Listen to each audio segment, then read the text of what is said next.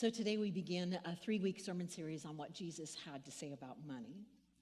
And all you have to do is turn on the TV, scroll through social media, or tune into your favorite news feed, and you'll hear fears about high inflation, rising interest rates, pain at the gas pump, a roller coaster stock market, and other financial uncertainties. And in this volatile time, there are a whole bunch of experts and advisors who are more than happy to offer up all sorts of advice on what's going on and how we should be managing our money to meet these complicated times. The question is, who do we listen to? Have you ever wondered what Jesus had to say about it? Well, it turns out that Jesus had a lot to say about money. All one has to do is to read through the Gospels, and you'll discover that Jesus talked about money a lot. 11 of his 39 parables deal with our attitudes and responsibility towards money and possessions. So over the next 3 weeks, we're going to take a look at the stories Jesus told and the wisdom Jesus shared about money and our relationship to it. Those who prove faithful with a few things will be trusted with much. We have such a great God, a God that is unbelievably patient with us, that puts up with us, loves us. And every time that I have put my trust in God, I've experienced a newfound freedom. Wouldn't it feel good to be free in this area of our lives? So I challenge you to put these steps into action, to tithe from the top. And if you can't start with the tithe, just start somewhere and begin the discipline of giving to God. And then don't incur any more debt. Financial freedom is a discipline of faithfulness, fruitfulness, and fearlessness. Now, as we prepare to close, I just want to share something cool that happened this week.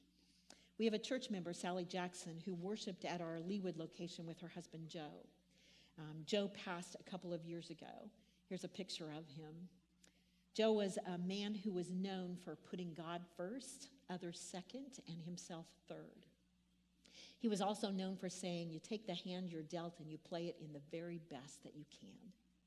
I think this is a good representation of what the parable of the talents is all about. Joe worked as the president of Stanley Bank, and he saw his bank as resting in the heart of the community and his clients, his friends and neighbors. And one of Joe's great joys as a banker was to be able to encourage and support the dreams and visions of his customers. And Joe had a particular sweet spot for kids and students at the bank and for teaching them financial literacy and instilling the importance and the joy of generosity.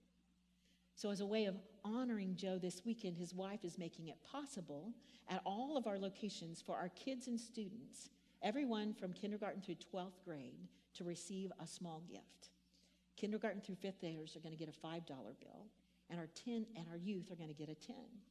And we're inviting our kids to experience firsthand the joy of generosity. They'll have the opportunity with no strings attached and no instructions, parents, no instructions, to bless somebody with an act of generosity. They can give the money away. They can do a good deed with it. They can invest it or multiply it somehow. They can buy craft projects and make gifts to give. It's totally up to them. Isn't that cool? It's like Joe is making 1,400 little investments to the children of this church in hopes that each one might grow to experience the joy of generosity.